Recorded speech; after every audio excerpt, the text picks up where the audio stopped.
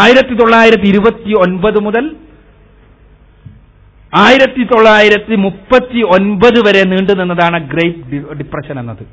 10 വർഷം. 1929 ഒക്ടോബർ മാസം 29-ാം തീയതി, ആ ദിവസത്തിന് സാമ്പത്തിക ശാസ്ത്ര ചരിത്രത്തിൽ പറയുക ബ്ലാക്ക് ട്യൂസ്ഡേ എന്നാണ്, കറുത്ത ചൊവ്വാഴ്ച. അന്നാണ് സ്റ്റോക്ക് മാർക്കറ്റ് കുത്തനെ ഇടിഞ്ഞത്. അന്നു മുതലാണ് ഈ പറഞ്ഞ ഗ്രേറ്റ് ഡിപ്രഷൻ ആരംഭിച്ചത്. ഈ ഗ്രേറ്റ് ഡിപ്രഷന്റെ സമയത്ത് 1933 റൂസ്വെൽറ്റിന്റെ ഗവൺമെന്റാണ് അമേരിക്ക ഭരണം നടത്തിക്കൊണ്ടിരിക്കുന്നത്. അദ്ദേഹം ഒരു ഉത്തരവ് പുറപ്പെടുവിച്ചു. രാജ്യത്ത് ആരുടെ കയ്യിലും സ്വകാര്യ സ്വത്തായി സ്വർണം ഉണ്ടാകാൻ പാടില്ല. സ്വർണമെല്ലാം ദേശസാൽക്കരിക്കപ്പെടണം. സ്വർണം മുഴുവനും പിടിച്ചെടുത്തു. സ്വർണം ആരെങ്കിലും കൈവശം വെച്ചാൽ അവർക്ക് 10 വർഷം തടവാണ് എന്നാണ് വിധി. അങ്ങനെ സ്വർണ്ണമെല്ലാം പിടിച്ചെടുത്തു. എന്തിന്? ഞാൻ പറഞ്ഞു നേരത്തെ, ഈ ഡിപ്രഷന്റെ അടിസ്ഥാനമായി ഭവിച്ചത് നോട്ടുകളുടെ വ്യാപനമാണ്, ഒരടിത്തറയുമില്ലാതെ. അങ്ങനെ റൂസ്വെൽറ്റ് ഗവൺമെന്റാണ് 1933 മുതൽ ഡോളറിന്റെ പിൻബലമായി ഗോൾഡ് സ്റ്റാൻഡേർഡ് എന്നുള്ള സ്വർണം ഡോളറിന് പിൻബലമായി സൂക്ഷിക്കുക എന്ന സമ്പ്രദായത്തിന് തുടക്കം കുറിച്ചത്. സ്വർണം എത്ര ഡോളർ അടിക്കുകയാണെങ്കിലും അതിന് ആനുപാതികമായ സ്വർണം US ഫെഡിന്റെ കയ്യിലുണ്ടാകണം. അത്രയേ ഡോളർ അടിക്കാവൂ.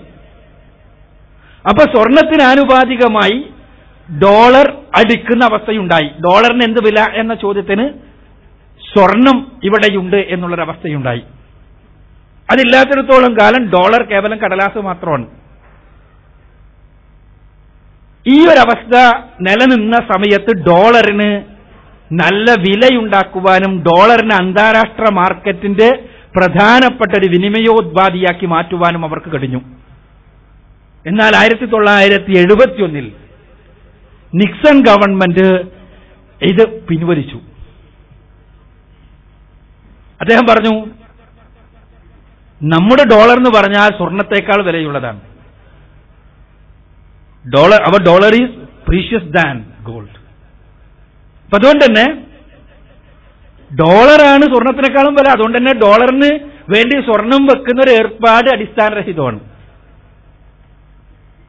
അങ്ങനെ ഡോളറിന് ഒരു അധീശത്വം സ്ഥാപിച്ചതിന് ശേഷം യാതൊരു വിലയുമില്ലാതെ ഡോളർ വ്യാപനമെന്ന രീതി നിലനിന്നു. യഥാർത്ഥത്തിൽ ഇപ്പോഴത്തെ സാമ്പത്തിക പ്രശ്നങ്ങൾക്ക് ഏറ്റവും അടിത്തറയായി വർത്തിച്ചത് ഗോൾഡ് സ്റ്റാൻഡേർഡ് എടുത്തു കളഞ്ഞതാണ്.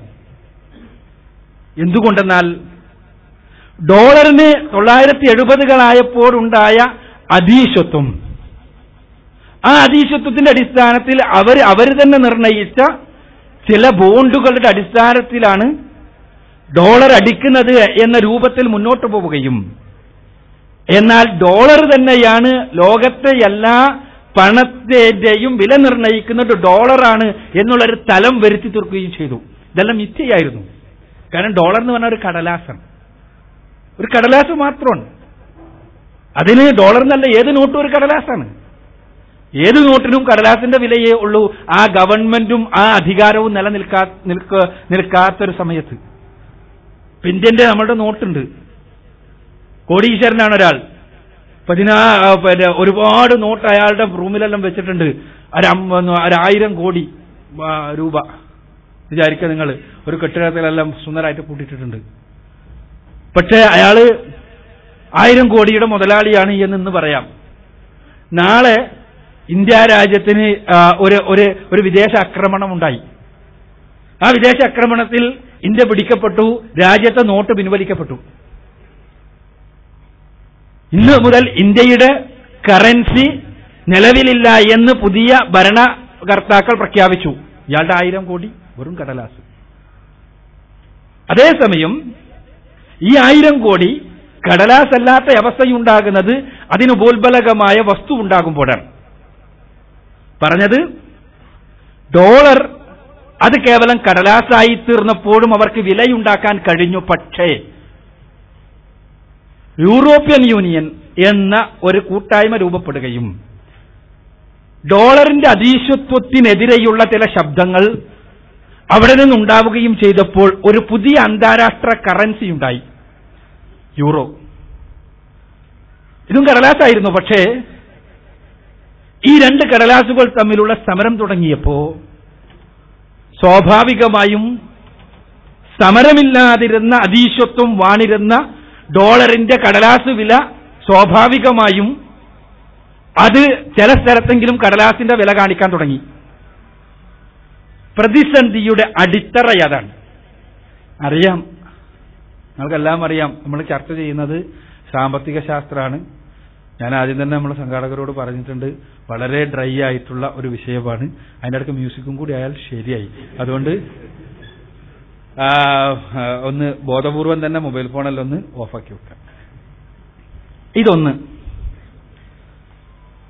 രണ്ടാമത്തേത്,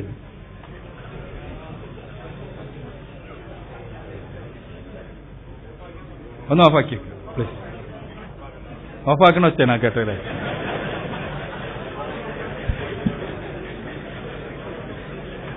ഏതായിരുന്നാലും പിന്നീട് ഒന്നാമത്തെ പ്രശ്നം അതാണ്. രണ്ടാമത്തെ പ്രശ്നം, ഇന്നുണ്ടായ പ്രശ്നത്തിന്റെ അടിസ്ഥാനപരമായ സാമ്പത്തിക കാരണങ്ങളാണ് നമ്മൾ അന്വേഷിച്ചുകൊണ്ടിരിക്കുന്നത്. രണ്ടാമത്തേത് 1939 വരെ നീണ്ടുനിന്ന മഹാമാന്യം, ദ ഗ്രേറ്റ് ഡിപ്രഷൻ. ഈ സമയത്ത് ബാങ്കുകളൊന്നും വീടുകൾക്ക് ലോൺ നൽകാതെയായി. ബാങ്കുകളൊന്നും വീടുകൾക്ക് ലോൺ നൽകണില്ല. അപ്പോഴാണ് അമേരിക്കൻ ഗവൺമെന്റ് 1938 ഫാനി മേ എന്നറിയപ്പെട്ട ഒരു അസോസിയേഷൻ ഉണ്ടാകുന്നത്.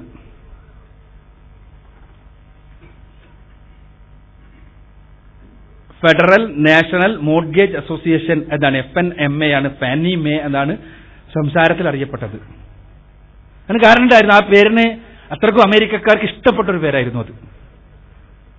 എന്തുകൊണ്ടെന്നാൽ വീടെന്ന സ്വപ്നം സാക്ഷാത്കരിക്കുവാൻ അവർക്ക് മുന്നിൽ മോർഗേജുകൾ അഥവാ ഏതെങ്കിലും രൂപത്തിലുള്ള പണയങ്ങൾ നൽകി വീടിന് ലോൺ നൽകി ആ ലോണ് അടച്ചു തീർക്കുന്നതോടുകൂടി വീട് സ്വന്തമാക്കി തീർക്കുന്ന നമ്മുടെ നാട്ടിലെല്ലാമുള്ള ഭവന വായ്പാ പദ്ധതിക്കു വേണ്ടിയുള്ള ഒരു സ്ഥാപനം.